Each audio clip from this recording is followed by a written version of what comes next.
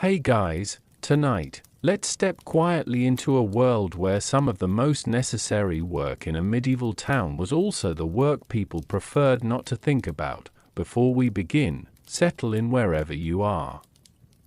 Let the room become a little quieter, get comfortable, loosen your shoulders, and let the day gradually fall away.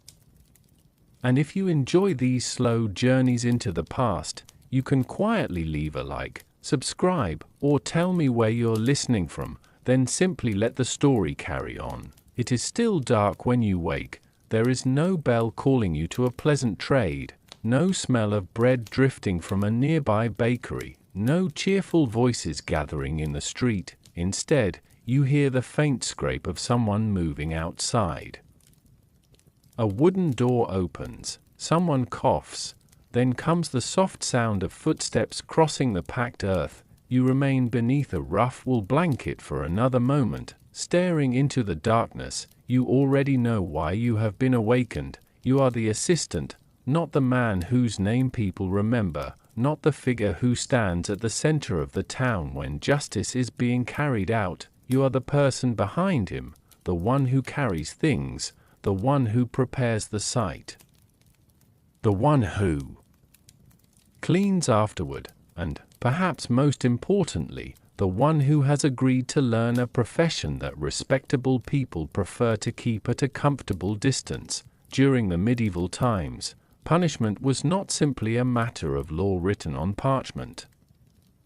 It was also a public responsibility, carried out through people whose occupations could shape the way an entire community regarded them. An executioner might have a recognized position, payment, and certain legal protections. His assistant occupied a stranger place. You might have entered the work because your family already belonged to it. Perhaps an older relative needed another pair of hands. Perhaps poverty had narrowed your choices until this seemed preferable to hunger. Or perhaps you had discovered that once a person stepped close enough to the profession, other doors quietly began to close. That is the first thing you notice. People make room for you, not always openly. A merchant may still take your coins, but he does not linger in conversation. A child might stare. An innkeeper may suddenly remember that another table is available. Even neighbors who have known you since childhood can become careful with their words. You are learning that profession can follow a person home. Outside, the eastern sky has begun to soften. The assistant who woke you waits near the doorway, wrapped in a dark wool cloak. His face is tired rather than frightening. He gives you a small nod. No speech is necessary. You dress slowly. Wool stockings, a plain tunic, sturdy shoes already worn thin from walking. You take the bundle that has been prepared for you and feel its weight settle into your hands. It is surprisingly ordinary. That may be the strangest part. There is nothing supernatural about the work. There is only wood, rope, leather, iron, cloth, dust, and the endless practical business of preparing whatever the authorities have ordered. Outside, the town is beginning to wake. A shutter opens above a narrow street. Smoke rises from a chimney. Somewhere nearby, a baker begins his morning work. For everyone else, this is simply another day. For you, it is the beginning of a life spent standing near the edge of ordinary society. And as you step into the pale morning, carrying what the executioner will need, the town seems to grow quieter around you, as though it already knows what you have chosen. The town is awake now, though the morning still feels hesitant. Behind you, the door of the small dwelling has closed. Ahead, the street stretches between timbered houses, damp from the night air. While the first sounds of ordinary business begin to appear, a cart creaks somewhere beyond the square, a woman shakes yesterday's dust from a cloth, two men speak quietly beside a fountain. You walk among them without stopping. The bundle in your hand is not especially heavy, yet you notice how carefully you carry it. you have begun to understand that people notice things. At first, you thought the difficult part of becoming an assistant would be learning the practical work. You imagined instructions, tools, measurements, perhaps the complicated arrangements that had to be made before an official punishment, but the first lesson is simpler. You are being taught where you belong.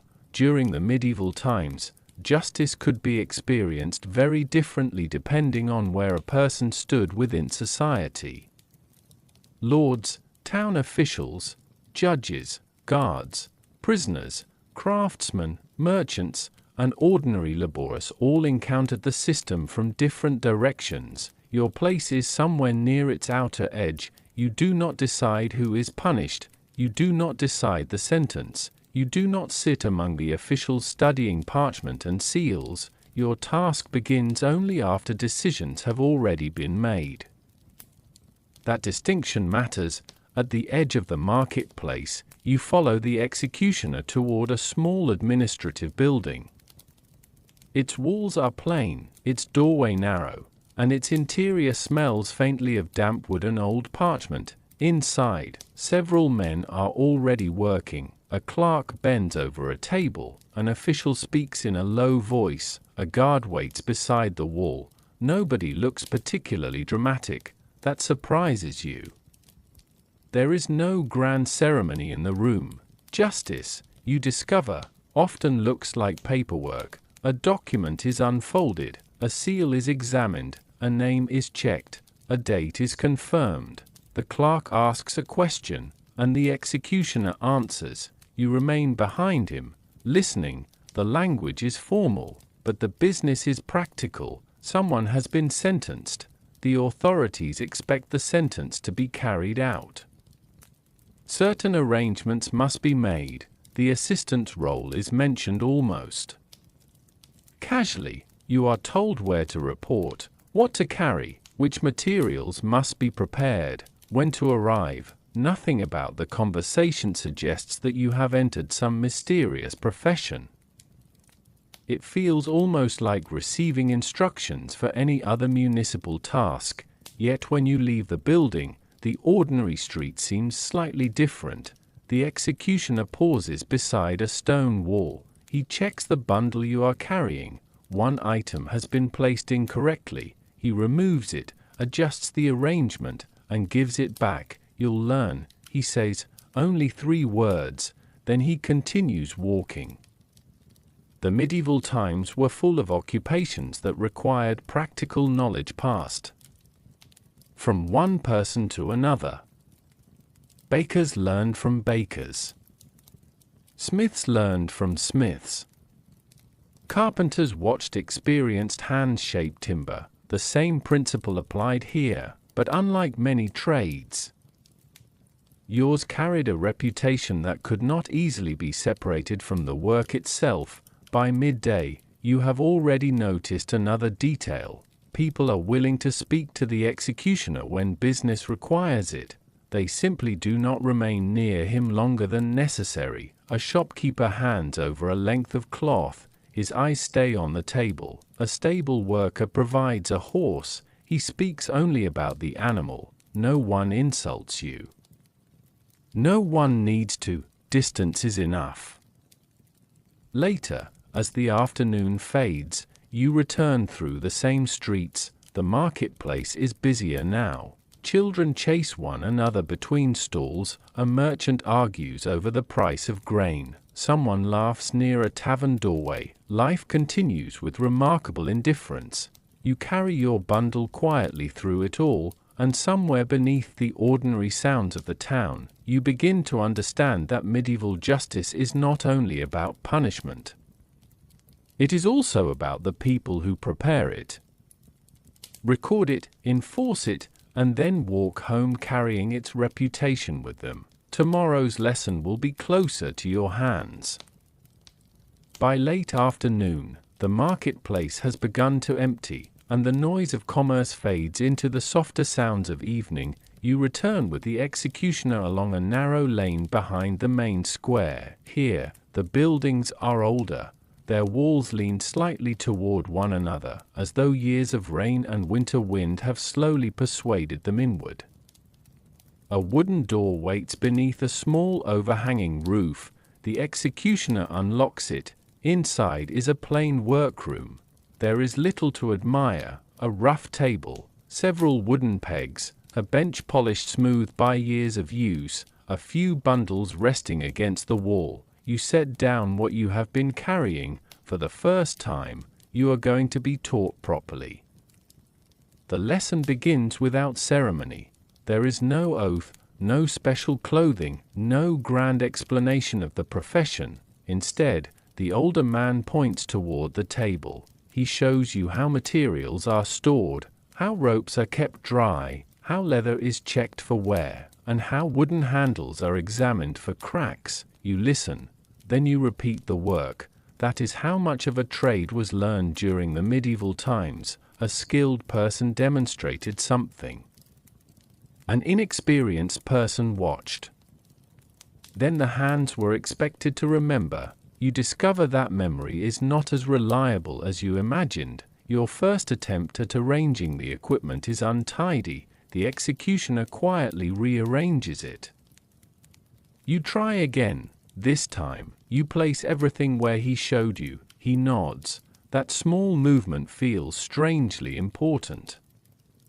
Days begin to pass. You learn to recognize the difference between leather that is merely old and leather that has become unsafe. You learn that damp rope can change its character. You learn how much dust gathers beneath a wooden platform. You learn which knots tighten securely and which ones should never be trusted.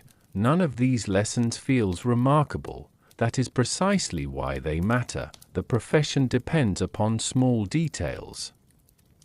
A mistake that looks insignificant inside a quiet workroom can become much more serious when hundreds of people are waiting outside. So the executioner teaches you patience. He does not hurry. Sometimes he lets you stand silently while he checks something himself. You begin to understand that competence is often nothing more than refusing to become careless. There are also lessons that have little to do with equipment. You are told how to speak to guards, when to remain silent around officials, where to stand when instructions are being given, how to keep yourself out of the way when people with greater authority enter the room. You learn that an assistant must observe constantly without appearing curious. That is a difficult balance. 1. Evening, while rain taps softly against the shutters, you make another mistake. You place a bundle too close to the damp wall. The executioner notices. He moves it without anger. Then he looks at you. Water ruins good leather. That is all. You nod. Years later, you may remember that sentence more clearly than many others, because the trade is built from warnings like this. Not every lesson arrives dramatically. Most arrive quietly, almost invisibly, and settle into the hands through repetition. By the second month, you can prepare the room without being reminded. By the third, you know where everything belongs. You begin recognizing footsteps outside the door. You can tell from a man's voice whether he is a guard, a clerk, a messenger, or someone who has come to ask a question he would rather not ask. The work becomes familiar. That familiarity brings an uncomfortable realization. You are no longer simply helping. You are becoming part of the profession. Outside, the town continues its own routines. Bells mark the hours. Animals are led through the streets. Bread cools on wooden boards. Children grow older without knowing what you do behind the closed door. Meanwhile, your hands are learning a trade that will shape the way strangers see you. One evening, you finish putting everything away. The executioner leaves the room. You remain alone for a moment. The candle burns quietly beside the table. You look at the tools you now recognize by touch. They are no longer unfamiliar objects. They have become part of your daily life. And that is when the real apprenticeship begins. Not when someone first teaches you what to do, but when your hands begin remembering before your mind has finished thinking. The memory of your first lesson stays with you as the days become more organized. You begin to recognize the rhythm of the work before anyone explains it. Certain mornings are ordinary, others carry a different kind of quiet. On those days, you wake before the town is fully awake. The room is cold, your breath is faintly visible in the darkness, and the wooden floor feels hard beneath your feet. Outside, somewhere beyond the shutters, a bell sounds once, then disappears into the stillness. There is work to prepare. You dress without speaking. The executioner is already awake. A small fire has been coaxed into life, though it gives little warmth. He sits beside the table, examining a list written by a clerk. You wait. Eventually, he folds the parchment. Check everything. You know what he means. During the medieval times, an official punishment required more preparation than the moment people eventually witnessed. Officials needed arrangements made, guards needed to know where to stand, and the people responsible for carrying out the sentence needed their materials ready beforehand. Much of that preparation was dull. That was useful. Dull work leaves room for care. You begin with the simplest things. The wooden handles are examined, the leather is checked, rope is inspected for damage, cloth is folded and placed where it can be reached easily. You run your fingers along one length of cord, feeling for weak spots. The executioner watches from across the table. He does not interrupt. You have learned that his silence is part of the instruction. If you miss something, he waits to see whether you notice it yourself. A little later, you step outside. The morning air is pale and cold. The town has not yet filled with noise. A baker carries a basket through the street. A stable boy leads 2 horses toward the market. Somewhere above you, a shutter opens. You walk toward the storage area where the larger equipment has been kept. Your footsteps echo against the stone. The executioner unlocks the door. Inside, everything smells of old timber, dust, leather, and damp earth. You begin checking the heavier materials. Nothing is hurried. There is no need to make the morning more dramatic than it already is.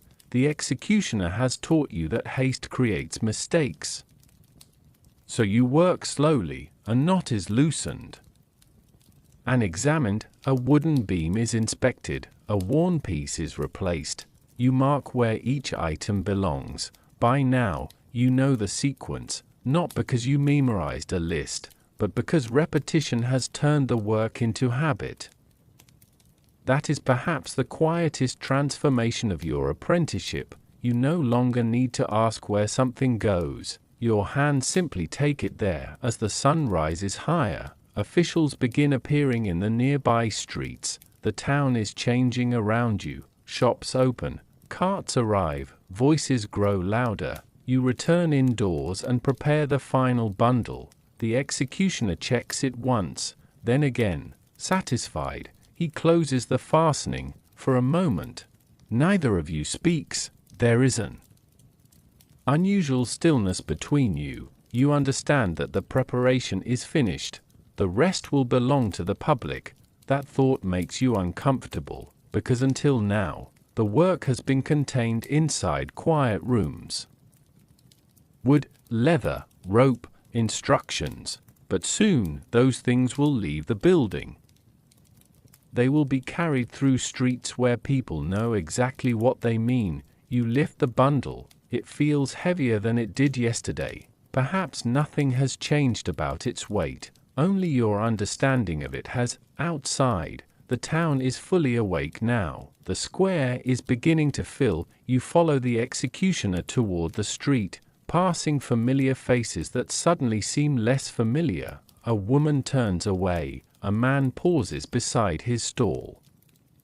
2 children whisper to one another. You keep walking. The morning smells of smoke, bread, wet stone, and cold air. Somewhere ahead, the authorities are making their final arrangements. and with every quiet step, you move closer to the place where your private apprenticeship will become a public responsibility.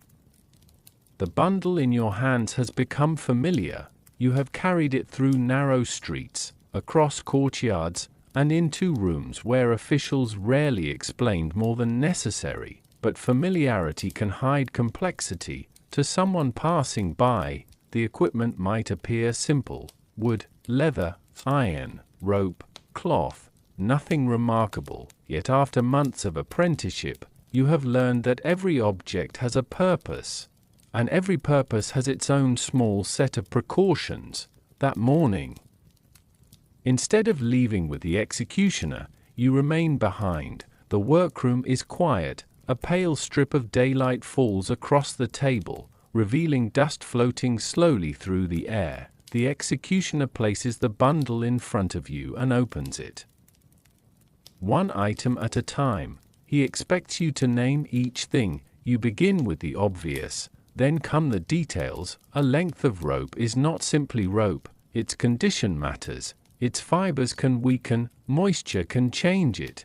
Repeated use leaves subtle signs that an inexperienced eye might overlook. You turn it slowly between your fingers. The executioner watches. Look before you trust. You nod. The phrase stays with you. During the medieval times, many occupations depended upon materials that had to survive repeated handling. A carpenter understood timber by its grain. A leatherworker knew when hide had become brittle. A smith could recognize flaws in metal from its surface and sound. Your trade is no different. The objects may carry a darker association, but the practical knowledge is surprisingly ordinary. You move to the wooden equipment. The executioner shows you how to examine a handle. You check the grain. You look for splitting. You press your thumb against a joint. A small imperfection is enough to set one piece aside. Nothing is wasted unnecessarily. But neither is poor material trusted simply because replacing it would be inconvenient. Next comes leather. Belts, straps, bindings. The smell is familiar now, earthy and slightly smoky from the room. You bend one piece carefully. It gives. Another feels stiff. You place it in a separate pile. The morning passes slowly. There is no need to hurry. You are learning a language made from texture: smooth, rough, dry, flexible, worn, sound, unsound. By midday, your hands are dusty. The executioner brings a small bowl of water. You wash your fingers. Then he shows you the ironwork. The pieces are modest, nothing ornamental. They have been made for function rather than beauty. Some carry scratches from years of handling.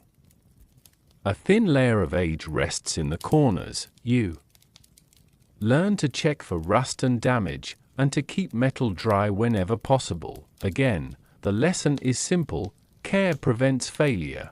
That principle follows you through the entire profession. The most important tool, you eventually realize, is not something you can hold.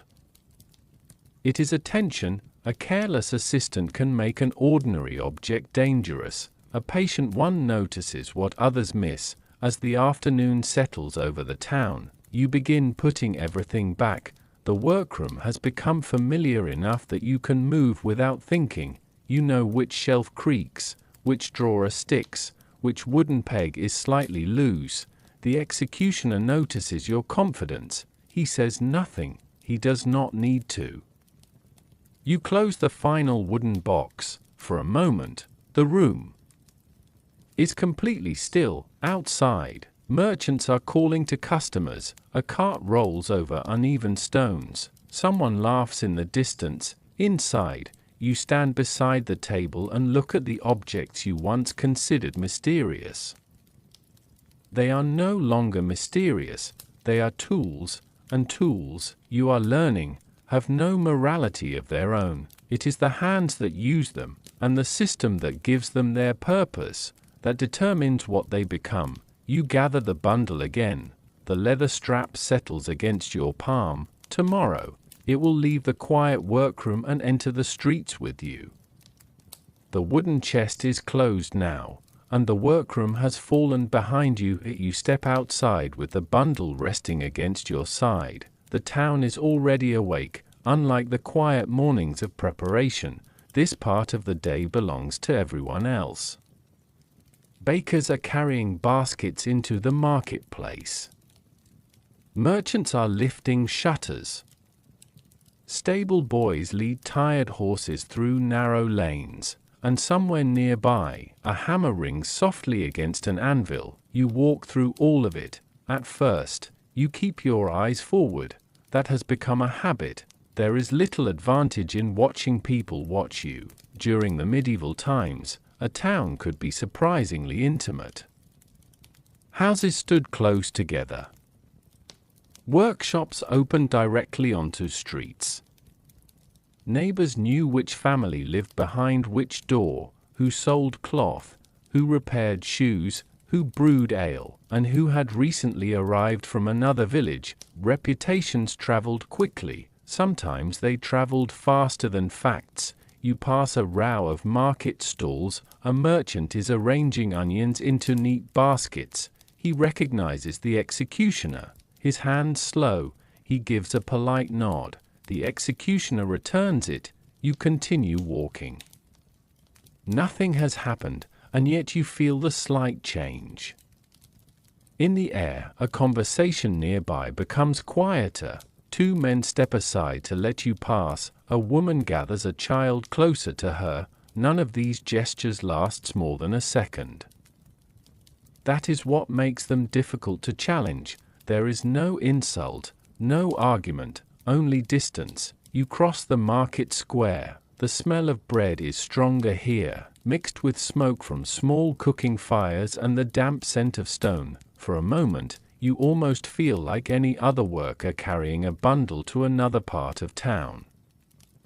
Then a boy points at you. His mother lowers his hand. She whispers something. The boy looks again. You keep walking. The executioner seems unaffected. Perhaps he has seen this too many times to notice, or perhaps he notices everything and simply refuses to show it. You begin to understand why a public reputation is not something you can put down at the end of the working day. It follows you through the streets. It waits outside the bakery. It sits at the edge of the tavern. It can even enter the places where you buy ordinary food. At a small stall, you stop to purchase bread. The seller looks at the executioner, then at you. He takes the coins. The exchange lasts only a few seconds. You thank him. He nods. You leave. That small interaction feels almost comforting. There are still moments when ordinary life wins. Further along, you pass the town church. The bells begin to ring. People pause in the street. Some cross themselves. Others simply lower their heads before continuing. You walk past with the bundle tucked beneath your cloak. The sound follows you for several streets. Eventually, the market disappears behind you. The houses become fewer. The road widens. Grass grows between stones. Here, the town begins to loosen its grip. You can breathe more easily. The executioner stops beside a low stone wall. He looks back toward the rooftops.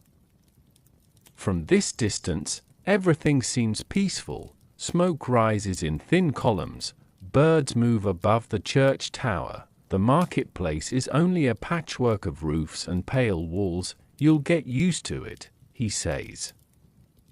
You are not sure whether he means the walking, the looks, or the profession itself. You do not ask. Instead, you continue beside him. The road ahead is quiet. Your footsteps fall into a steady rhythm. Leather creaks softly against your shoulder. The morning has become afternoon, and the sunlight has begun to soften. Behind you, the town carries on without you. Ahead lies the place where the authorities expect you to work for the first time. You realize that the journey itself has become part of the profession. Before anyone gathers, before officials arrive, before the work begins, there is always this walk, a quiet passage from ordinary streets toward a place where the town's laws become something visible, and with the familiar roofs gradually disappearing behind you, the road seems to narrow into silence. The town has nearly disappeared behind you, only the upper parts of the rooftops remain visible now. Gathered together beneath a pale afternoon sky, the road continues toward a quieter stretch of ground beyond the busiest streets. You have walked this way before, during preparations, but today the journey feels different, perhaps because you know what waits at the end. The executioner walks ahead at an even pace. You follow with the bundle resting against your shoulder. There is no conversation. The road is uneven beneath your shoes, and every few steps you hear the faint creak of leather. Eventually, the ground opens. The execution site is not an elaborate place, it is simply a cleared area chosen by the authorities. Sometimes near the edge of town, sometimes beside a road where people can gather without crowding the central streets, a wooden structure stands there, plain, functional, already familiar. You stop a short distance away. For a moment, you simply look. The executioner does not. He has work to do. He walks toward the appointed area and begins checking the arrangements. You follow. The first task is clearing the ground. Small stones are moved aside.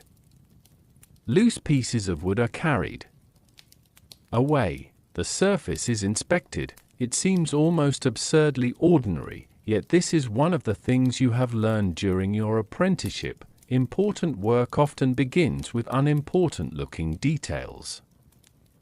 A misplaced board can become a problem. A loose fastening can create confusion. A piece of equipment left in the wrong place can obstruct someone who needs to move quickly. So you begin checking. The wooden structure is examined. The executioner runs one hand along a beam. You look beneath it. Everything appears sound. Nearby, guards are beginning to arrive. Their clothing and equipment mark them clearly as men of authority. They speak quietly among themselves. One gestures toward the road, another studies the surrounding ground. You remain occupied with your own work. This is another lesson. You are not there to watch the officials. You are there to make sure your small part of the morning is ready. The site continues changing around you. A cart passes on the distant road. A farmer pauses briefly to look toward the clearing. Then he continues. The executioner adjusts a piece of cloth. You carry something to the far side of the structure. A guard asks whether the area is ready. The older man answers calmly, almost. That word hangs in the air, almost. The final preparations take longer than expected. There is always something. A rope must be moved. A board needs repositioning. The officials need space. The guards need a clear route. None of it is dramatic. It is simply administration unfolding in physical form. The medieval times could be remarkably practical about even solemn matters. Once the arrangements are settled, you step away. The site is ready. For the moment, it is strangely empty. That emptiness will not last. You know it. The executioner knows it. The guards know it. Soon, people will begin arriving from the town. You can already hear distant voices carried faintly along the road. At first, they are impossible to distinguish. Then another sound joins them. Footsteps, many footsteps. You glance toward the road. A few figures appear in the distance, then more. The crowd has begun moving. You stand beside the executioner, looking toward the approaching people. The clearing that seemed so large a few minutes ago suddenly feels smaller, not because the ground has changed, because the town is coming toward it. The executioner adjusts his cloak. You tighten your grip on the bundle. There is nothing left to prepare, and somehow, that makes the waiting harder. For now, though, the site remains quiet. The wooden structure stands beneath the open sky. Surrounded by grass, stone, and pale afternoon light, you take one slow breath, then you hear the first voices clearly. The crowd is almost here. The first voices reach the clearing before the people do. At first, they are only fragments carried along the road by the afternoon breeze, a laugh, a short conversation, the squeak of a wooden cart. Then the figures become easier to see. One person, then three, then a small group walking together. You remain beside the executioner, watching without saying anything. The clearing that seemed so empty now begins to change. People choose places to stand. Some remain close to the road. Others move toward the edges of the open ground. A few find slightly higher ground nearby, perhaps a low bank or a patch of raised earth. Nobody has been instructed where to stand yet. The crowd organizes itself naturally. That is one of the peculiar things about public events during the medieval times.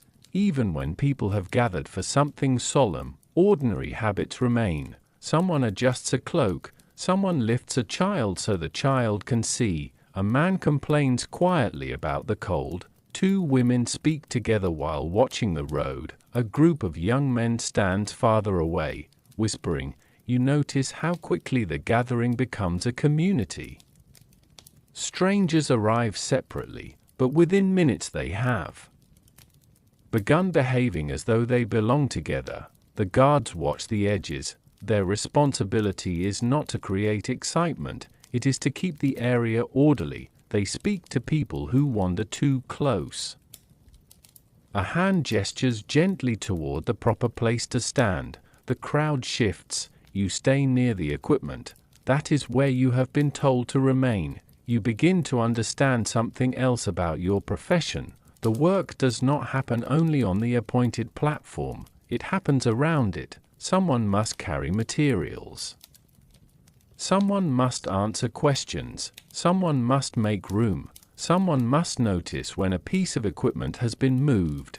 The assistant is part of the quiet machinery surrounding the public event. As more people arrive, the sound changes. There are now dozens of voices. They rise and fall together, never becoming completely loud. The occasional cough travels through the crowd. A baby begins to fuss. A dog pulls at a leash. A cart will turn slowly over the uneven ground. The smell of dust mixes with wool, horse sweat, and smoke from distant cooking fires. You recognize some faces. People from the marketplace, a baker, a stable worker, a merchant you have seen several times. None of them approaches you. The merchant notices you, then looks away. The baker gives a brief nod. You return it. It is a strangely ordinary exchange.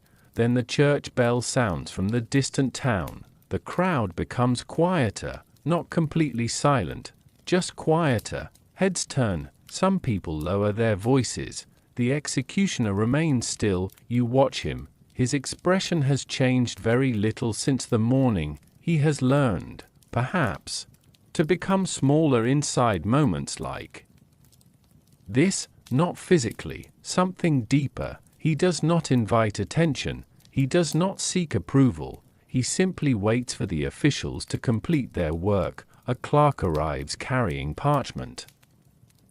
Several guards gather nearby. The crowd shifts again. The space between ordinary spectators and the official area becomes clearer. You move back when instructed. Your hands rest against the bundle. You can feel the rough leather beneath your fingers. The waiting continues. This is the part nobody describes when they imagine public punishment, the long period before anything happens. The standing, the murmuring, the small movements, the uncomfortable knowledge that everyone has come for the same reason, even though few people speak openly about it. You glance toward the road. More people are still arriving. Some came from nearby farms, others from the town. Perhaps some heard the news only that morning. The clearing grows steadily fuller, and yet, strangely, the atmosphere does not become louder. Instead, it becomes heavier with attention. You realize that hundreds of people do not need to shout to make a place feel crowded, they only need to watch. The executioner gives you a brief glance, you understand the signal, stay ready, you nod, then you look back at the gathered townspeople. For now, they are simply a collection of individuals beneath the open sky. But soon, the murmuring will fade, the officials will take their places, and the clearing will become very still. The crowd has settled now. What was once a stream of footsteps has become a field of quiet bodies beneath the open sky. You can hear individual sounds again, a cough somewhere behind you, the soft rustle of wool, a child whispering to his mother, the distant creaking of a cart. Nothing dramatic happens, and somehow, that makes the waiting feel longer. You stand beside the equipment, keeping your hand still, the executioner is nearby. The guards have taken their positions. An official is reading through a parchment. You cannot hear every word. You are not supposed to. Your role is practical, and the legal decisions belong to others, so you wait. This waiting is different from the waiting you experienced in the workroom. There, silence meant concentration. Here, silence means everyone is aware of the same approaching moment. During the medieval times, public punishment could serve several purposes at once. It was a legal act, a warning, a demonstration of authority, and sometimes simply an event that drew people who were curious about anything unusual. Not everyone in the crowd feels the same thing. You can see that now. One man watches carefully, another seems uncomfortable, a woman keeps her eyes lowered, a group of younger spectators whispers among themselves until an older man turns and gives them a stern look. They become quiet. Then someone sneezes. For a brief moment, the ordinary world returns. A few people glance toward him, someone smiles faintly, then the attention settles again. You find yourself noticing details that have nothing to do with the punishment, a loose thread on a woman's sleeve, mud drying on a farmer's shoes, a small feather caught in the grass, the way the wind moves through the edge of a cloak. These things give your mind somewhere to rest. Perhaps that is why you notice them. The executioner speaks. Quietly, you turn. He asks you to move one item a little farther from the walkway. You do so. Then you return to your place. The official continues reading. A guard looks toward the road. The crowd remains still. There is a strange separation between the people watching and the people working. The spectators have come to witness. You have come because it is your occupation. That difference is difficult to explain. You are not necessarily less aware than they are. In some ways, you are more aware. You notice every preparation, every fastening, every movement of the officials, every place where someone might need to pass. You know what happens when the crowd goes home. They do not. That thought arrives quietly. When the event is finished, they will return to kitchens, workshops, stalls, farms, and warm rooms. You will remain behind. You will help restore the site to ordinary condition. The knowledge gives the afternoon a different shape. The crowd watches the present. You are already thinking about what comes afterward. A breeze passes across the clearing. The grass bends gently. For a moment, the entire gathering seems almost peaceful. Then the official folds the parchment. The small movement is enough. People notice. The murmuring fades. A few heads turn toward the center of the clearing. The executioner straightens his cloak. You check the bundle one final time. Everything is where it should be. Your hands are steady. You are grateful for that. The strange thing is that you are not thinking about courage. You are thinking about work. That is what apprenticeship has done to you. The extraordinary has been reduced to a sequence of practical responsibilities. You hear the faint sound of footsteps behind you. Someone is moving into position. The guards become more attentive. The crowd grows completely quiet. For a few seconds, the entire clearing seems to hold its breath, then the official takes his place, and the long waiting finally gives way to the next part of your duty.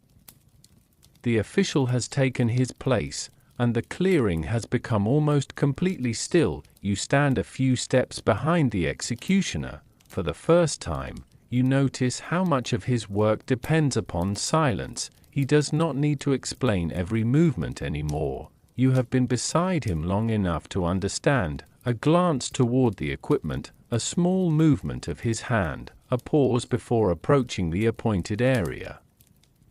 These signals have become part of your shared language. You move when he moves, you stop when he stops. There is no need for conversation. That is one of the unexpected things about becoming an assistant. The relationship between master and apprentice is not always built through long speeches.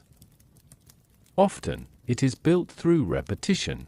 You have watched the same hands inspect materials, you have carried the same bundles, you have stood through the same long waits. Now, without realizing it, you have begun anticipating what comes next. During the medieval times, executioners were often required to work under difficult social conditions, and assistants made the practical burden easier.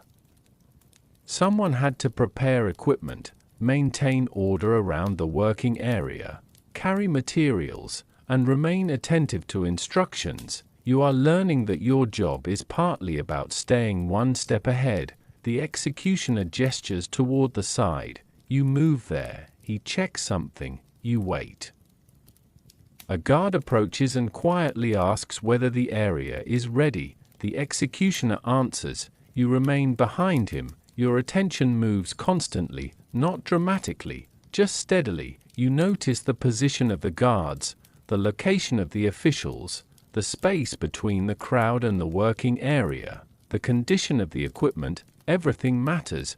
The executioner looks toward you. A small nod. You understand. You hand him what he needs. Your fingers do not tremble. That surprises you. Months earlier, the same moment might have felt impossible. Now it feels like another task you have practiced. Perhaps this is what familiarity does. It does not necessarily make difficult things pleasant. It simply makes them recognizable. You begin to understand the executioner differently, too.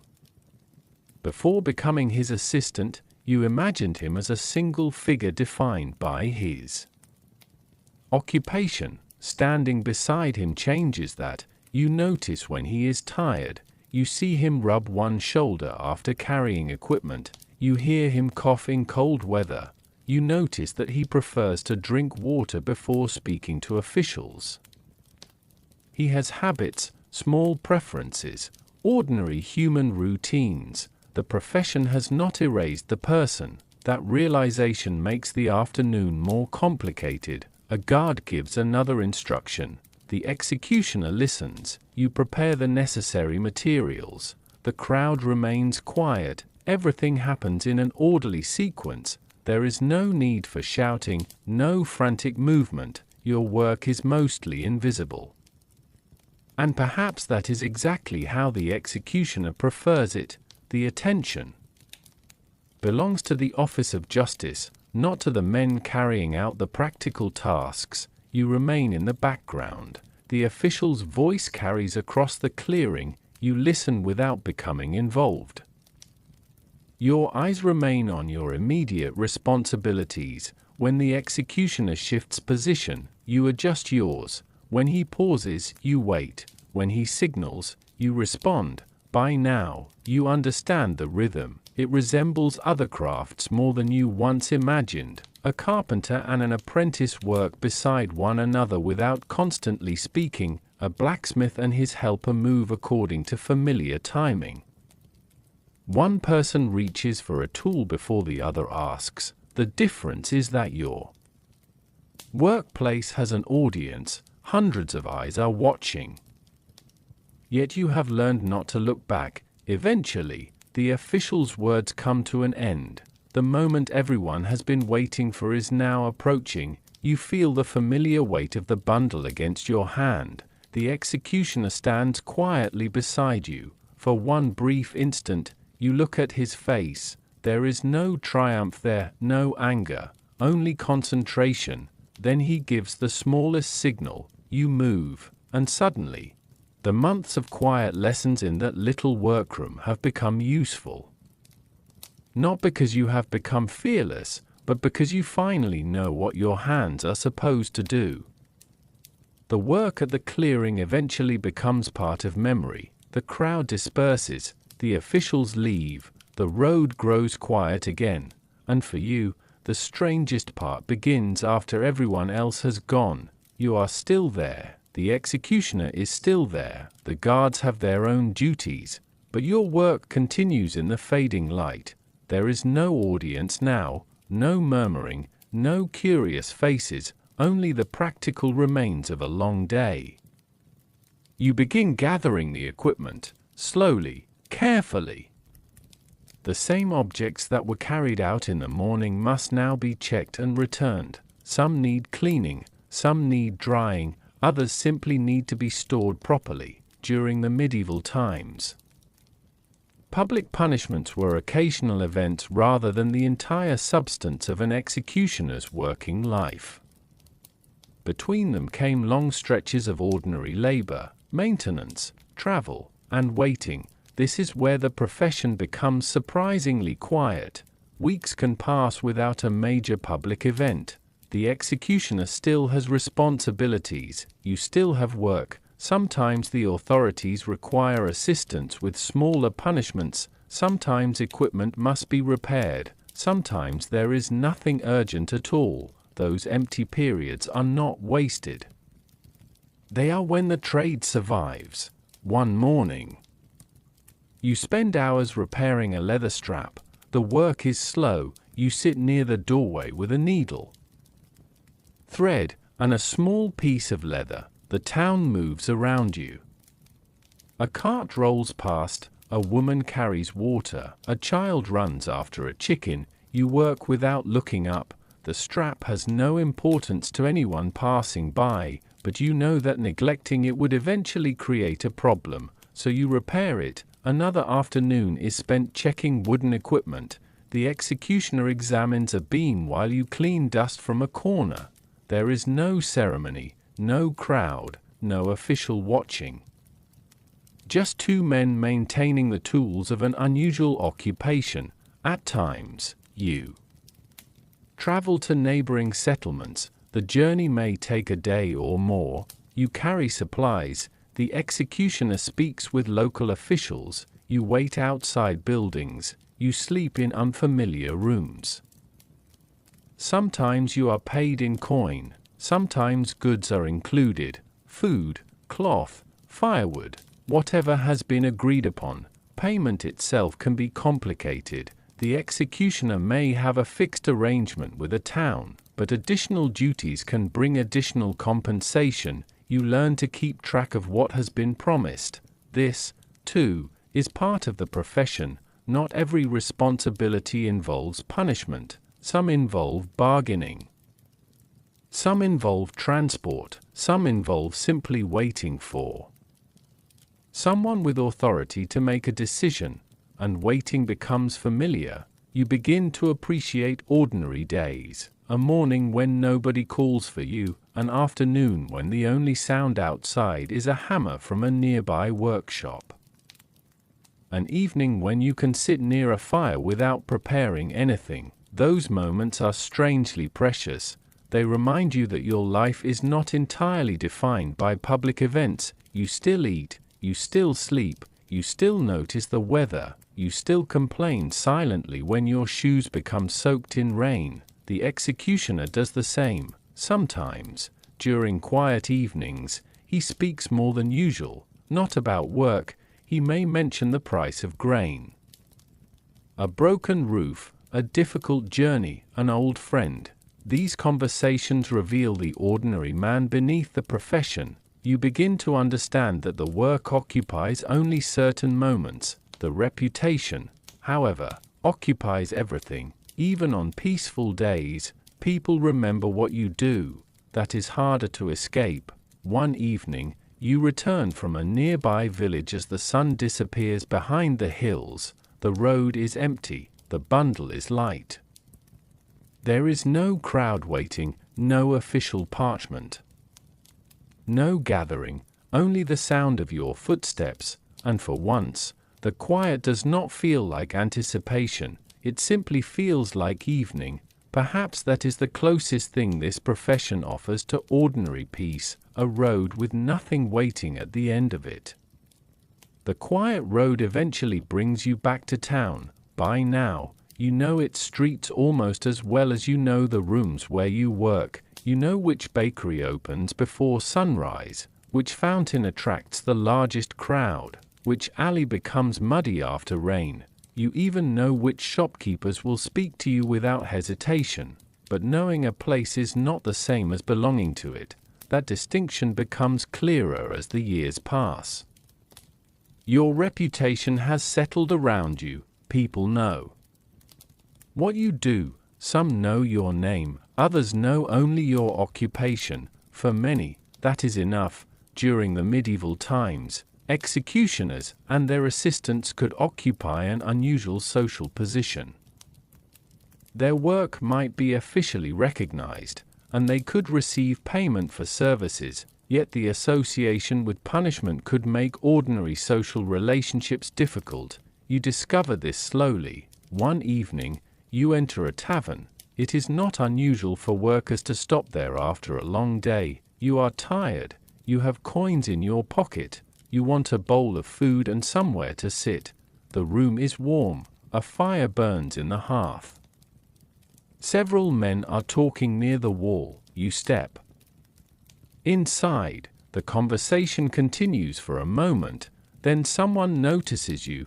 The change is subtle. A pause, a glance, a chair quietly moved closer to another table. The innkeeper approaches. He does not refuse you. He simply points toward a smaller table near the edge of the room. You sit, a bowl arrives. The food is ordinary, thin stew, bread, perhaps a little cheese. You eat slowly. Across the room, laughter returns. The conversation resumes. You are present, but separate. Nobody needs to tell you why. The distance has already spoken. There are other places where the reaction is different. Children may stare openly. Adults may warn them not to approach. Some people believe old stories about executioners. They may associate the profession with bad luck or spiritual impurity. Such beliefs vary from town to town, but the general feeling is familiar.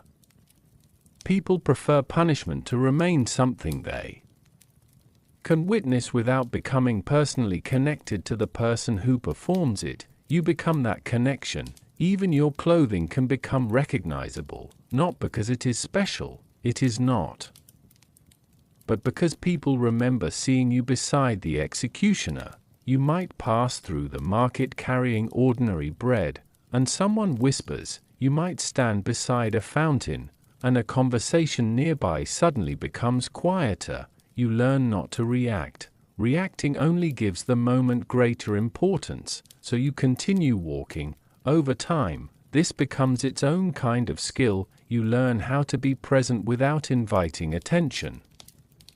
You learn where to stand, where to sit, when to speak, when silence is easier. The executioner is better at this than you are. One afternoon, you ask him whether he ever became accustomed to it. He looks at you for a moment, then he shrugs. People remember. That is his answer. Not bitter, not angry, simply tired. You understand. A dangerous reputation does not always mean people believe you are physically dangerous. Sometimes it means they believe your presence carries something they would rather avoid. Your profession reminds them of authority, of punishment, of the possibility that the law might one day touch their own lives. You become a symbol without choosing to become one, and symbols are difficult to invite into ordinary friendships. Still, there are exceptions. A butcher eventually begins speaking to you regularly. A stable worker lets you borrow a horse blanket during winter. An elderly woman sells you bread without changing her price. Small kindnesses matter more because they are small. They do not erase your reputation. They simply create little spaces within it where you can breathe. Years pass. You become less surprised by people's reactions. Perhaps that is the greatest change.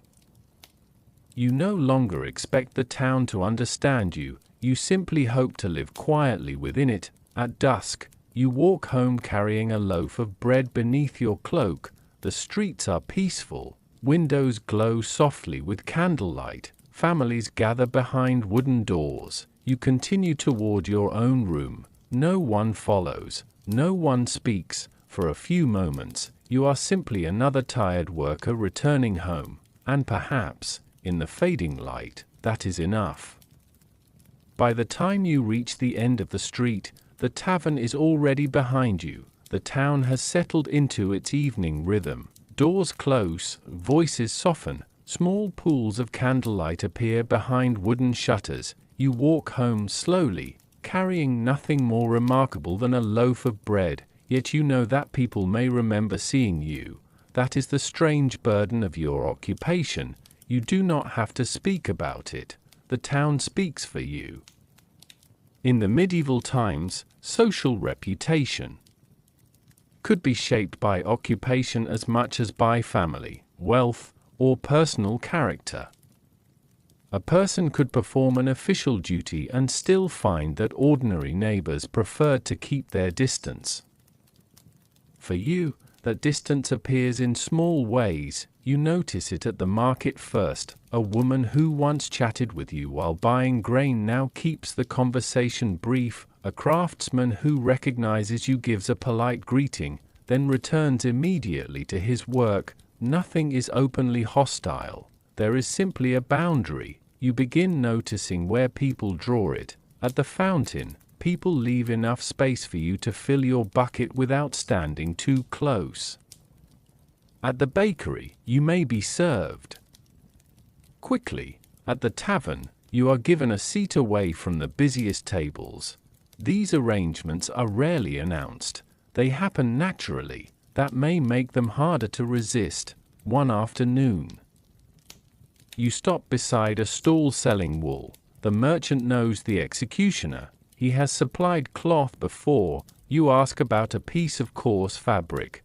The man answers politely. You touch the material. It is thick and warm. You ask the price. He tells you. You pay. The exchange is perfectly ordinary. Then a younger customer approaches. He recognizes you. His expression changes. The merchant notices. Nothing is said. The younger man simply waits until you have stepped away. You walk on. There are practical reasons for some of this caution. People may fear association with someone connected to punishment. They may worry about reputation within their own families. They may have inherited beliefs about the moral or spiritual status of executioners. In some places, executioners were treated as socially separate even while being necessary to the functioning of law. The contradiction is difficult to miss. The town needs the work. The town does not necessarily want the worker. You begin to understand that your position is not based entirely on fear. Sometimes it is discomfort. People would rather imagine punishment as something that happened somewhere else, performed by someone who lives somewhere else. You make that illusion impossible. Your face has become connected to the work. That can affect friendships, business relationships, and even marriage arrangements. People think carefully before allowing their families to become closely connected with yours. A daughter might be discouraged from speaking to you. A son might be warned against sharing your table. An innkeeper may accept your money while quietly wishing you would choose another room. Still, human beings are rarely consistent. There are moments when the wall disappears. One winter morning, you slip on ice outside a workshop. Before you can stand, an old carpenter reaches out and helps you up. He does not hesitate. For a moment, you are simply two men on a cold street. He brushes snow from your sleeve. Then he returns to his work. You remember the gesture. Another day, a child drops a wooden toy near your feet. You pick it up and hand it back. The child smiles. His mother looks uncertain, but she thanks you. You continue walking. Small moments like these do not change the town. They change something inside you. You begin to realize that people are capable of holding two ideas at once. They may avoid your profession and still recognize your humanity. They may fear what you represent while feeling no personal hatred toward you. Perhaps that is why you eventually stop taking every silence. Personally, you learn that the distance belongs partly to the age itself. The laws, customs, beliefs, and fears of the community have placed you in a narrow social space. You did not create that space, but you have to live inside it. At sunset, you return toward your home. The marketplace is closing. Wooden shutters are being fastened. Unsold goods are carried indoors. You pass familiar faces. Some look away, some nod. One man raises his hand in greeting. You return the gesture. Then you continue down the quiet lane. The town has not accepted you completely, but perhaps acceptance was never the only measure of a life. Sometimes, being quietly recognized as a human being is enough to make a lonely street feel a little less cold. By now, you have learned that reputation is only one part of the difficulty. A person can endure an awkward silence. A person can survive a suspicious glance. But hunger is less philosophical. So are cold winters. So is the need for somewhere to sleep. Your profession may be unusual, but your daily needs are remarkably ordinary. You wake hungry. You look for bread. You need water. Your shoes wear out. Your roof leaks. The firewood disappears faster than expected. These things do not care what your occupation happens to be. During the medieval times, life for working people depended heavily on practical resources. Food, fuel, clothing, shelter, and access to reliable work could determine whether a household remained comfortable or spent the winter struggling. Your own meals are simple. Bread forms the foundation. Sometimes there is pottage, thickened with grains or vegetables. On better days, there may be cheese, onions, beans, or a little meat. You learn not to expect variety. A warm meal is enough. One cold evening, you return home carrying a small sack of grain. Your hands are numb from the walk. The room is dark except for the faint glow of the hearth. You place the sack beside the wall. Then you crouch near the fire. The warmth reaches your fingers slowly. You sit there longer than necessary. There is nothing urgent, no official waiting, no bundle to prepare, only the quiet crackle of wood. Your home is modest. Perhaps it is a small rented room attached to another building. Perhaps you share part of a dwelling with another worker. Whatever the arrangement, privacy is limited. Walls are thin, neighbors are close. The smell of cooking travels easily.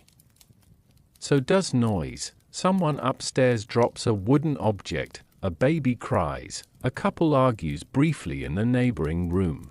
Then everything becomes quiet again. Shelter is less about comfort than protection. A roof keeps out rain. A door keeps out wind. A hearth provides heat when there is enough fuel. That is already valuable. Your clothing receives the same attention. Wool is important because it can hold warmth even when damp. Linen is useful for layers closer to the skin. Leather protects your feet, but good leather costs money. You repair your shoes repeatedly. A small hole is not a reason to throw them away. You patch it, then patch it again. The same principle applies to everything you own. Use it, repair it, keep it dry, make it last. Food requires similar care. You learn which market stalls sell cheaper grain toward the end of the day. You know which vegetables keep longer. You save bones for broth. Nothing is wasted casually. Even the crusts of bread have value. Some evenings, you eat while sitting near the doorway because the room is too warm inside. You watch people passing through the lane. A merchant closes his shop. A woman carries a basket home. A child runs ahead of his father. For a few minutes, your life looks no different from theirs. Then you remember that your income can be uncertain. Your work depends upon official decisions. There may be long stretches without special duties. Payment might come in different forms: coins, goods, food, sometimes a combination. That means planning matters. A good month can disappear quickly during a poor one. Winter makes everything harder. Days become shorter. Firewood costs more. Wet clothing takes longer to dry. Travel becomes uncomfortable. Roads turn to mud. A simple journey can become an exhausting task. You learn to prepare before the weather changes. You keep an extra piece of cloth. You store what food you can. You check the roof before heavy rain. These are small acts of survival. Nothing heroic, nothing memorable, yet they fill most of life. Late one night, after a simple meal, you sit beside the dying fire. The room has finally become quiet. Your work clothes hang near the hearth, slowly drying. Outside, rain taps against the roof. You listen. For once, there are no voices from the marketplace, no officials. No crowd, only rain, fire, and the steady breathing of the town around you. Your life may be connected to one of the most feared duties in the community. But at home, survival is wonderfully ordinary. You need warmth, you need food, you need sleep, and when the last ember settles into darkness, those simple needs seem more important than any reputation the town has given you. By morning, the rain has passed. The streets are damp, and the stones shine softly beneath the pale light. You leave home carrying a small ledger and a bundle of supplies. Today, there is no crowd waiting for you. There is something less visible to deal with: payment. The profession may appear to outsiders as a matter of authority and punishment, but beneath it sits a practical system of money, agreements, supplies, travel, and municipal responsibility. Someone has to pay for the work.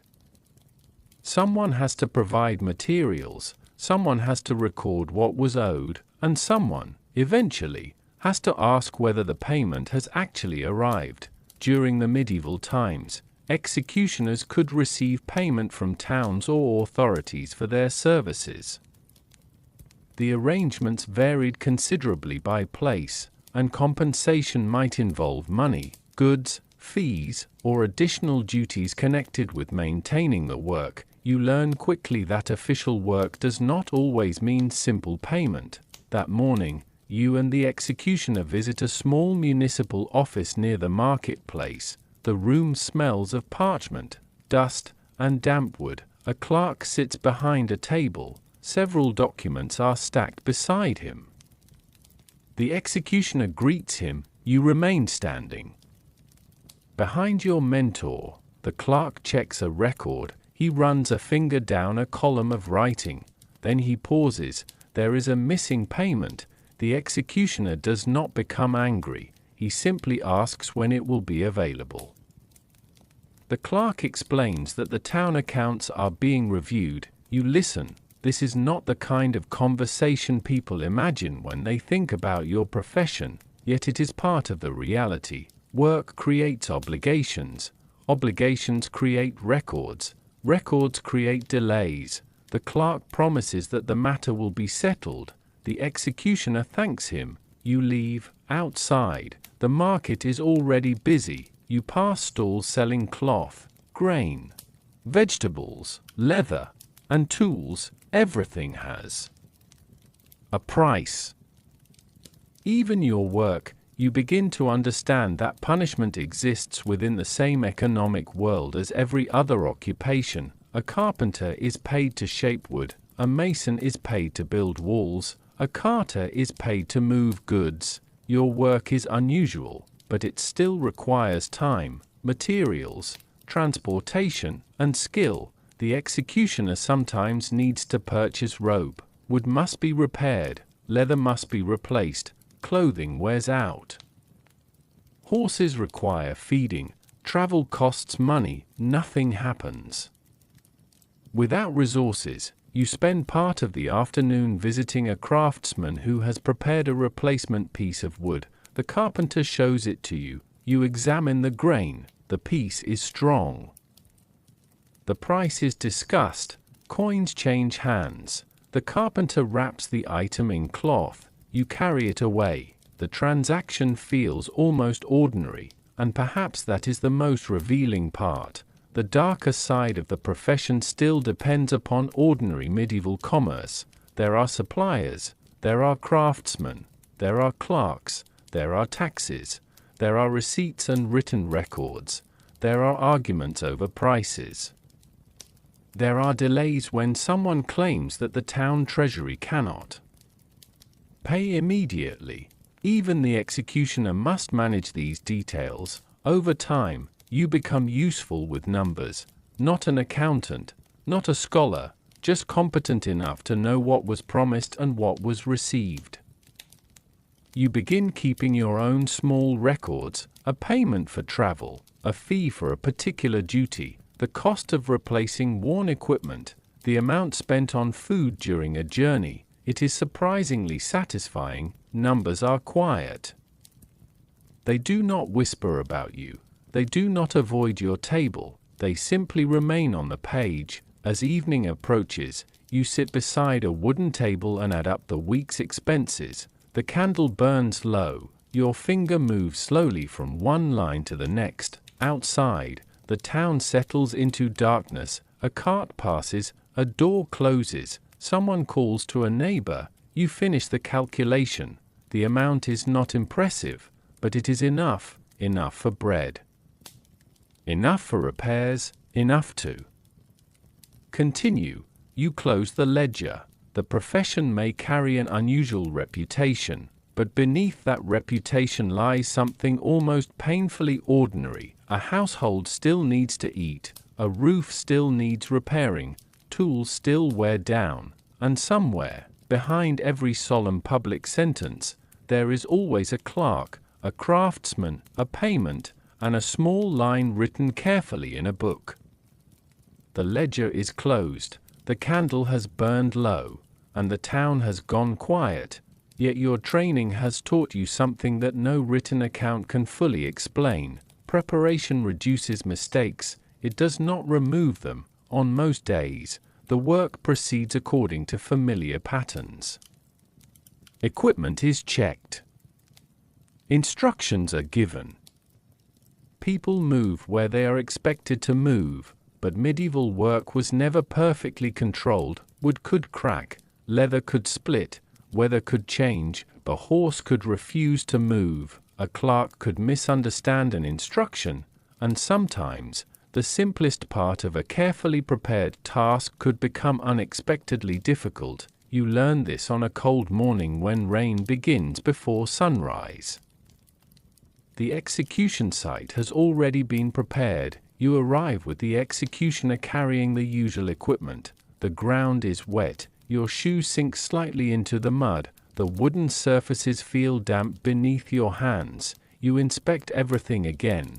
One fastening has loosened, you point it out. The executioner examines it and quietly tells you to replace it. You do. That is the lesson. Do not assume that yesterday's inspection makes today's inspection unnecessary. During the medieval times, outdoor work was always subject to weather and material conditions. Roads became muddy, wooden structures absorbed moisture, metal rusted, and ropes or leather could deteriorate if stored badly. The practical answer was vigilance, nothing more impressive than that. As the morning continues, The rain becomes heavier. The crowd gathers more slowly. Some people arrive wrapped tightly in cloaks. Others remain beneath the shelter of nearby buildings. The guards speak with the officials. You stay close to the equipment. A wooden board shifts slightly under pressure. You notice. The executioner notices your expression. Together, you examine it. A repair is made. Nobody applauds. Nobody even comments. The problem simply disappears into the work. That is how many things go wrong. Quietly, a small difficulty appears. Someone notices it, and the day continues. Other mistakes are less easy to correct. You remember one journey when a cart carrying supplies became stuck in deep mud outside a neighboring settlement. The road had looked firm from a distance. It was not. The horse pulled. The wheels turned. Mud climbed over the wooden spokes. You and the driver spent nearly an hour clearing the ground around the wheels. There was no great emergency, only cold hands, wet clothing, and the slow realization that medieval travel could be defeated by an ordinary patch of earth. Eventually, the cart moved. You continued the journey. That experience teaches you patience more effectively than any lecture could. There are also human mistakes. Someone arrives late. Someone forgets an instruction. A piece of equipment is stored in the wrong place. The executioner becomes irritated, but usually not for long. He has learned that anger does not repair wood, it does not dry leather, it does not make a missing object appear. So he prefers solutions. You begin doing the same. When something goes wrong, your first thought becomes practical. What is damaged? What is missing? What needs to be moved? Who needs to know? That habit follows you home. A leaking roof becomes a bucket. A torn cloak becomes a needle and thread. A broken latch becomes a piece of wood. The profession teaches you to respect small problems before they become large ones. There is something almost comforting about that. The world cannot be controlled, but some difficulties can be prepared for, others can be repaired, and a few must simply be endured. Late one afternoon, after a difficult journey, you and the executioner sit beneath a shelter while rain falls beyond the road. Neither of you speaks for several minutes. Water drips steadily from the edge of the roof. The horse shifts its weight nearby. Your boots are soaked. You look at the executioner. He looks back. Then, unexpectedly, he smiles, not broadly, just enough. You understand. The day has gone badly, but it has ended. Sometimes that is the victory. The rain continues until evening, washing the road clean and leaving every wooden surface dark with moisture. You listen to it for a while. Then you rise, tighten the straps on the bundle, and prepare to walk on, because in your profession, the things that go wrong are rarely the moments people remember. What remains with you is the quiet habit of checking once more, and then carrying on. The rain has passed, but its smell remains in the wooden streets. You return home later than expected, carrying damp clothing and a bundle that feels heavier than it did that morning. Inside, the room is quiet. A small fire has been left burning. Someone has remembered that you would need warmth. That simple thought stays with you, because the work may belong to you, but the life around it belongs to other people too. A family can live beside an unusual profession without ever fully escaping its shadow. During the medieval times, an executioner's household was not simply a collection of individuals. Work, reputation, marriage, children, and survival could all become tangled together. The occupation could follow the family even when no one else had chosen it. You notice this most clearly when you watch the people closest to you. Perhaps your wife is sorting wool beside the hearth. Perhaps an older relative is preparing vegetables. Perhaps there are children sitting near the wall, quietly playing with carved pieces of wood. Their lives are ordinary. That is what makes the situation difficult. You may spend part of your week dealing with officials and public punishment. But at home there is still bread to divide, there are clothes to mend, there are lessons to teach, there is a roof that needs checking before winter. One evening, your youngest child asks where you have been. You answer simply, "It away." The child accepts this. Children do not always understand the social meaning attached to an occupation. They notice more practical things, whether you brought bread, whether you are tired, whether you have time to sit beside them. You lower yourself onto the floor. The child shows you a small wooden animal. Its front leg has broken. You examine it. The break is clean. You find a little piece of cord and repair it. The child watches carefully. There is no ceremony in the moment. Just a parent fixing a toy. Outside, someone passes along the lane. The sound of footsteps fades. Inside, the room remains warm.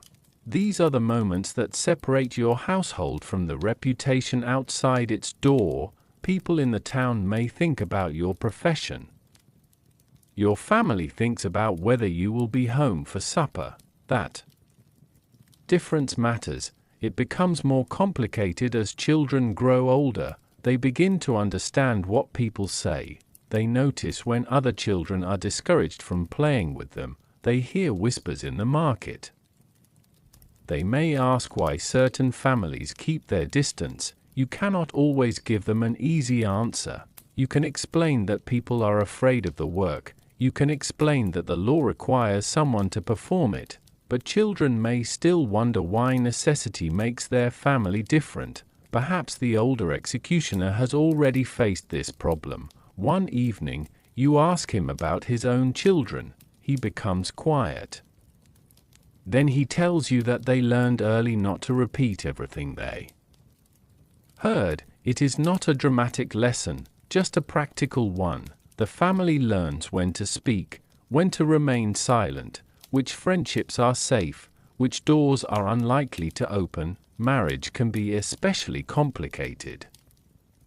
A household's reputation may influence who is willing to form a connection with it. Yet people still marry, families still grow, affection still appears where nobody expects it. A profession does not stop human beings from wanting companionship. It simply makes some paths narrower. Years pass quietly. Children become taller. Clothes become too small. Old garments are passed down or altered. The family grows accustomed to the rhythm of your work. Some days you leave before sunrise. Some days you remain home. Some journeys last longer than expected. The household learns not to ask too many questions, not because of secrecy alone, because everyone eventually understands that some work is easier to leave outside the doorway. One winter evening, you sit beside your family while snow gathers along the roof. The room smells of bread and smoke. Someone is telling a small story. A child laughs. You look around and realize that this is the part of your life nobody in the crowd ever sees. They see the assistant. They see the executioner's household. They see the reputation. But they do not see the repaired toy resting beside the hearth. They do not hear the quiet laughter around the table. They do not know who waits for you when the road home is long. And perhaps that private world is the truest part of the profession story, because behind every public duty, there was still a household waiting for the door to open. The house is quiet again.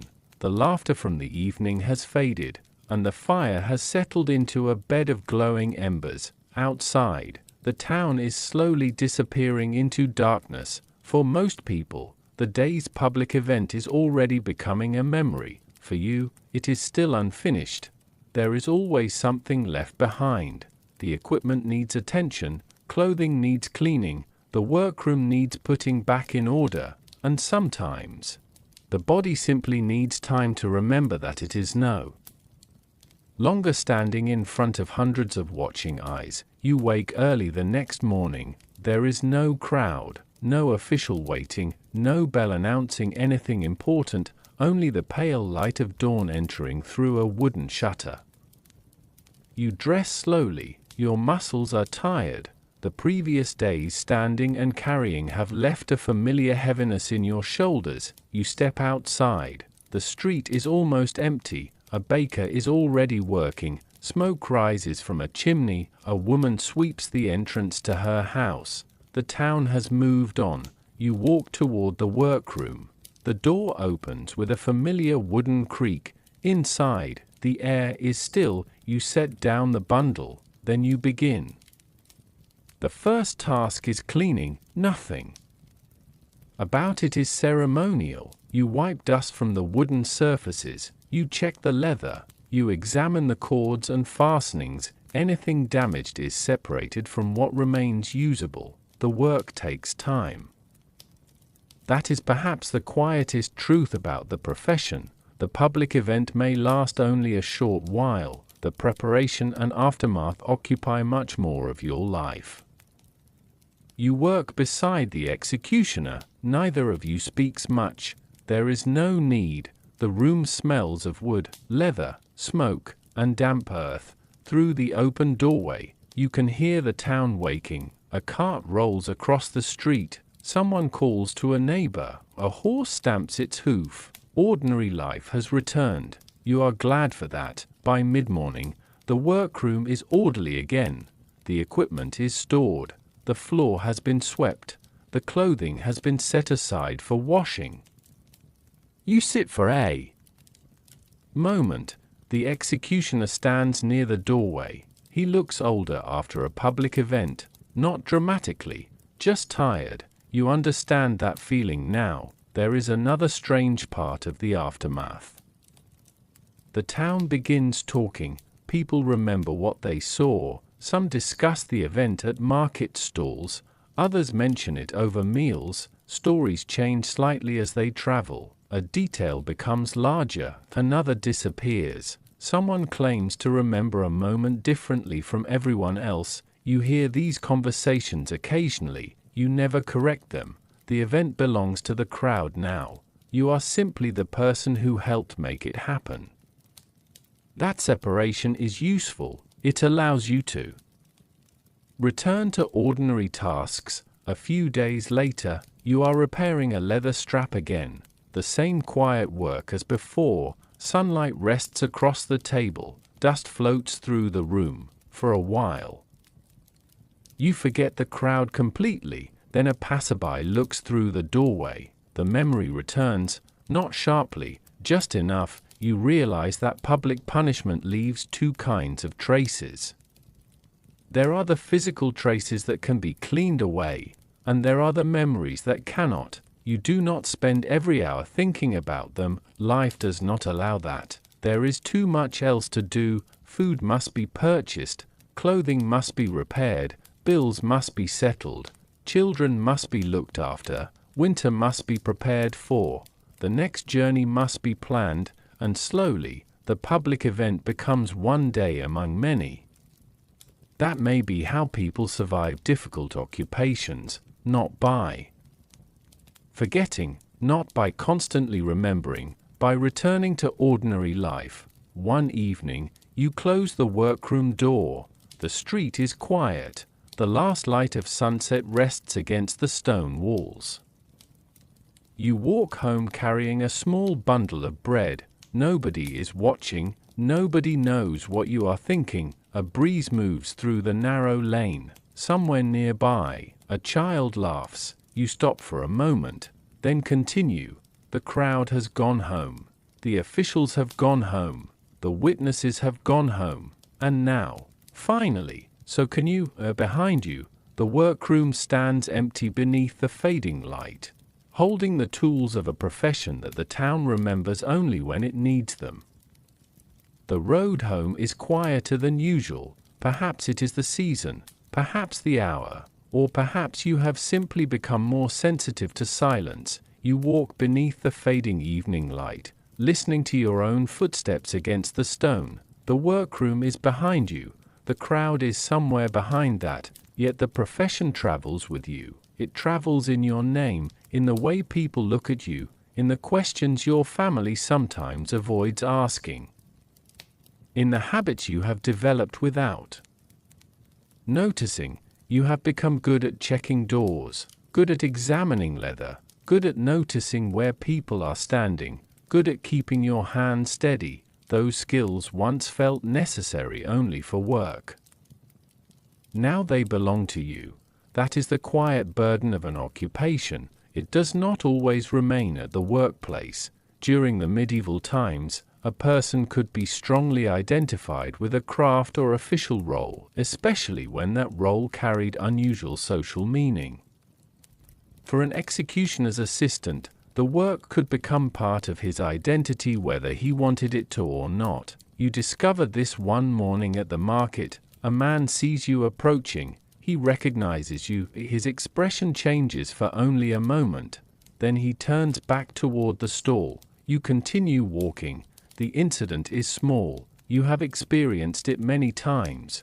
But today, you feel tired of it. Not angry, just tired. There is a difference. You stop beside a stone wall. The marketplace moves around you. A merchant calls out a price. A cart rolls slowly through the square. Someone laughs. A dog sleeps beneath a wooden bench. Everything is ordinary. You wonder what your life might have looked like if you had chosen another trade. Perhaps you might have worked with wood, perhaps horses, perhaps grain. You do not spend long imagining it. There is no point. The past is not a road you can walk backward. You continue through the market. Later that afternoon, the executioner asks you to help repair a damaged piece of equipment. You sit across from him for several minutes. Neither of you speaks. Then he says that you are becoming good at the work. The compliment surprises you. You look down at the material in your hands. You have spent years learning this craft. You know where to stand, what to carry, what to repair, when to speak, when to remain silent. You have earned the knowledge, and yet part of you wonders whether being good at the profession makes the burden lighter or heavier. The executioner seems to understand the question without hearing it. He tells you that every occupation takes something from a person. A farmer gives his back to the fields, a mason gives his hands to stone, a soldier gives his years to service. His own profession, he says, asks for something different. It asks to be remembered. You think about that for a long time, because he is right. People forget the names of many workers. They remember the executioner. They remember what happened. They remember the place. Sometimes they remember the assistant too. That memory follows you into places where you have done nothing wrong. You begin to understand why some executioners lived apart from the busiest parts of town. Distance could be a kind of peace, not complete peace, but enough to buy bread without conversation, enough to walk without being watched, enough to return home without feeling that every doorway knows your name.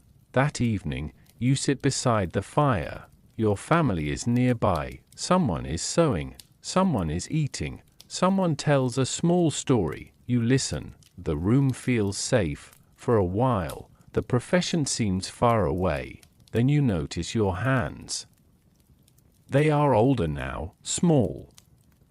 Scars, calluses, lines that were not there when you first entered the trade. You hold them near the fire.